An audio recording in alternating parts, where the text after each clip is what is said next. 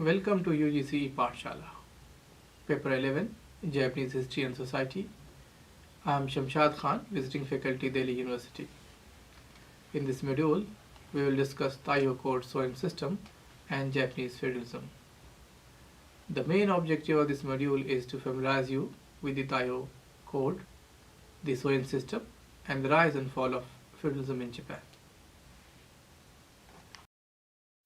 As you are aware, Japan had undergone through various phases of tribal rule, civil monarchy, warrior rule, and feudal monarchy. The Japanese authorities, however, wanted to establish a centralized rule to overcome the situation of anarchy. To achieve this objective, Japan emulated Chinese-style institutions. Before proceeding further, let me give you brief background. 6th century Japan was characterized by the rule of tribal warrior aristocracy. During that time, the Japanese society was simply organized with the patriarchal clans as the key social unit. The head of the clan quite adequately fulfilling the role of patriarch, priest and ruler. Japan's hilly topography that made transportation difficult enhanced the need for self-sufficiency. The practice of irrigated agriculture further heightened the interdependency of the community as they cooperated in maintaining the infrastructure and managing the labor-intensive nature of work. Blood ties within the clan, hereditary ties that bound the serfs and their masters, and communal ties were soon transcended by the emergence of a stronghold in the Yamato Basin. The Yamato clan's hegemony was recognized by the defeated chieftains. However, the Yamato ruler was not an absolute monarch. The concept of sovereign state ruled by a strong central authority who commanded the respect and loyalty of all the subjects was still not part of the Japanese purview. The Japanese government around 645 AD centralized its power. It established a new bureaucracy, legal system, and started effective tax management through a registry system. Buddhist philosophy and religion power was used to stabilize the country. The concept of ruler, written laws, system of land distribution, and taxation and military organization, all of these indicate a new way of life based on an orderly and harmonious society that aimed for the common good for all. 7th century may be looked upon as a time of transition when the former elite converted themselves into a civil nobility, divulging themselves of their former warlike and localized qualities. They gained new prestige and security through their association with the new central government and access to highly sophisticated lifestyle. Now let us turn our focus towards Taiho Code. The Taiho Code, a codification of legal and administrative changes since 646, was formally issued in 701 AD by Emperor Monmu at Fujiwara. It marked the zenith of Japanese efforts to emulate the Chinese model to their country while being equally careful to protect the inner recesses of their political and social traditions. It was the first legal code in Japan containing both penal, that is Ritsu, and administrative, that is Ryo law, and amendments to the same. The code provided the final component of the Ritsu-Ryo style government that sought to cultivate popular morality and enabled the citizen to become ideal Confucian citizen. The officials were tasked with edifying the populace while themselves being guided by the emperor. The Chinese-inspired style of bureaucratic governance was accompanied by its model of imperial conduct. The Chinese word of emperor, kotei, was borrowed to refer to the Japanese sovereign, that is Tenno, suggesting how it had conceptually evolved to denote a Chinese style despotic sovereign who personally looked after the state affairs. The hereditary inviolability of imperial house was preserved by tracing the source of the heavenly mandate bestowed upon them to the sun goddesses Amaterasu. This code remained in force till 757 AD, till the Euro Code came to replace it. The Euro Code, compiled as early as 718 AD, is considered the oldest extant legal code, as the Taiho Code was unable to survive the ravages of time and history.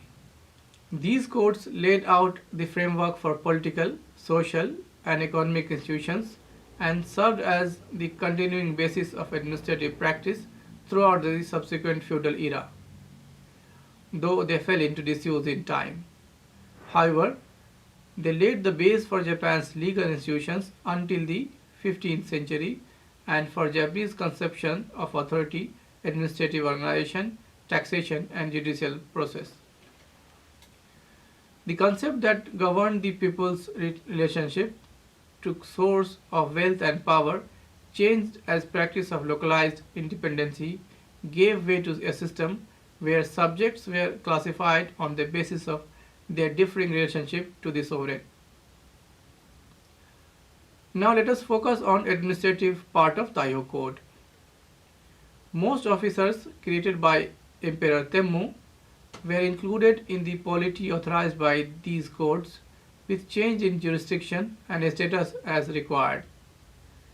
The imperial house and the officials who served it formed the aristocracy. The central government was divided into two major divisions: the office of deities to look after Shinto rituals and the Grand Council of State, which encompassed the civil administration. The civil bureaucracy was headed by three ministers who worked through executive officers to superintendent 8 ministers. The subordination of the imperial household to the Council of State was the most important adjustment. These codes also revised the system of official ranking and systemized the selection and promotion procedure of bureaucrats. The central government was mainly staffed by court aristocracy. Thus, the polity system was not completely hereditary in nature, as many candidates were available for any given post, but the possibility of individual mobility within the official hierarchy was slim. Perquisites of power and seminal salary payments on the basis of rank and officers were also specified.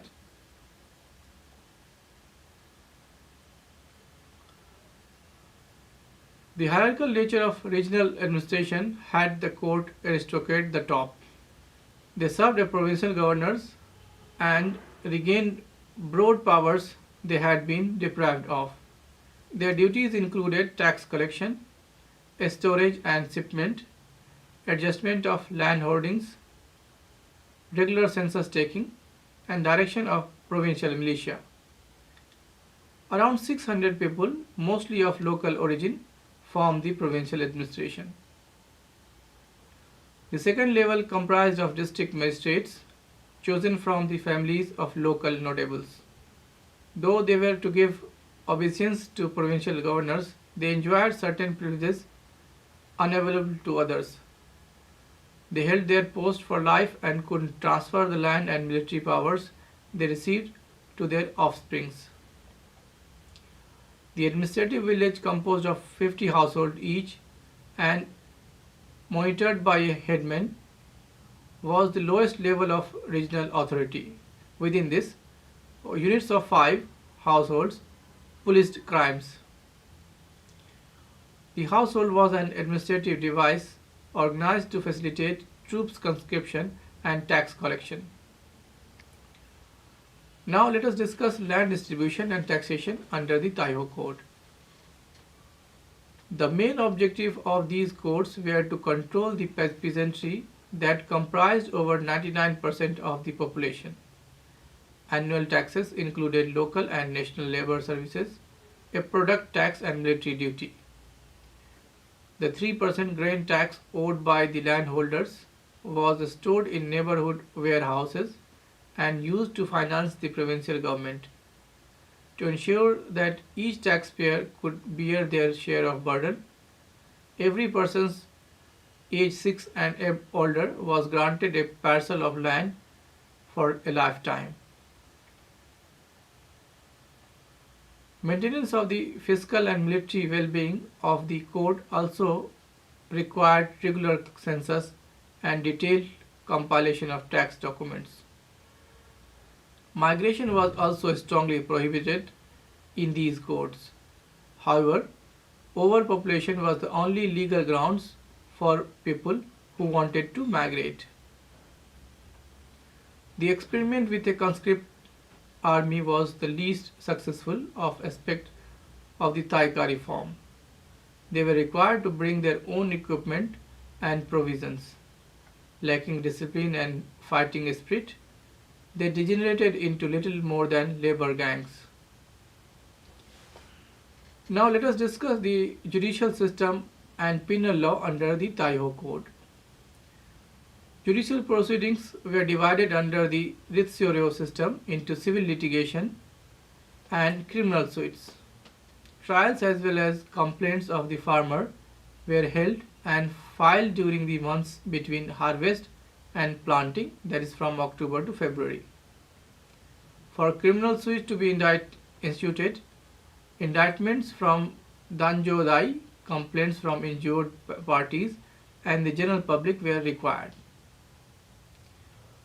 The accused were often tortured to elicit confession when they refused to acknowledge their crime despite a strong presumption of guilt.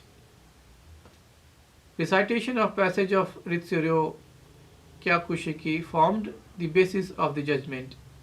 Such practices were meant to demonstrate the need for a strict adherence to the law in matters like punishment of criminals. They were not adopted to protect the criminal's right. The Ritsu enumerated the penalties and punishments. It sought to chastise and rehabilitate criminals to prevent repeat of such crimes. It was a deterrence policy to rid the general populace of misbehavior, that is, conduct that was not conform of Confucian standard. 5 kinds of punishment were provided for flogging, beating, forced labor, exile and death. However, punishment was remitted if the transgressor surrendered prior to the discovery of the crime. This was due to the understanding that being impertinent was as bad as committing a crime. But within a century, the drive of the reforms had died down. The modification undertaken by the Japanese played a crucial role in the revival of older habits that hindered the consolidation and functioning of a strong central core. The aristocracy, being bereft of the merit criterion, enabled it to take a hereditary form before the benefit of a regulated bureaucracy could be realized. A general drift towards decentralization and patrimonialism in government affairs became apparent, and the Taiho system of land control was abandoned in favor of Shoen, a form of private proprietorship. The Taiho concept of a strong emperor ruling through his personal bureaucracy was abandoned, and realignment of power saw the rise of great court families and Buddhist monasteries. The legal powers of the emperor were gradually being exercised by advisors such as the Fujiwara from the mid-9th century. Both central and provincial governments underwent decay as neglect, corruption and exploitation spread through the ranks of the aristocracy, with local bands performing the duties of the state.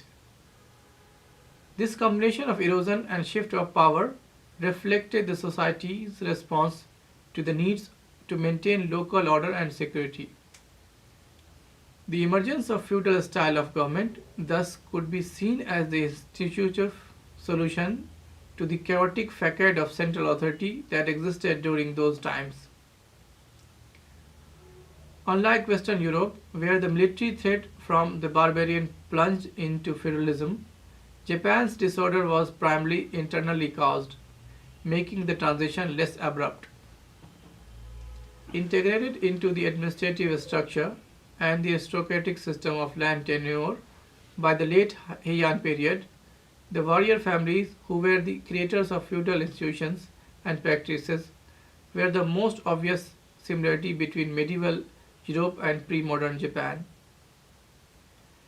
Accompanied by the decline in the Ritsu-Ryo system, the persistence of Shoen and Shiki allowed for greater local influence on their parts as they executed their duties for the imperial court and used it to expand and consolidate their own landed interest. The new system differed basically in how various tax immunities were secured in addition to private tenure.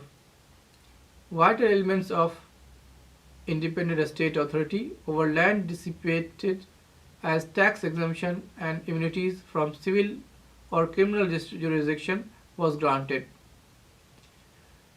Such proprietorship appeared sporadically in the 8th century but steadily grew thereafter.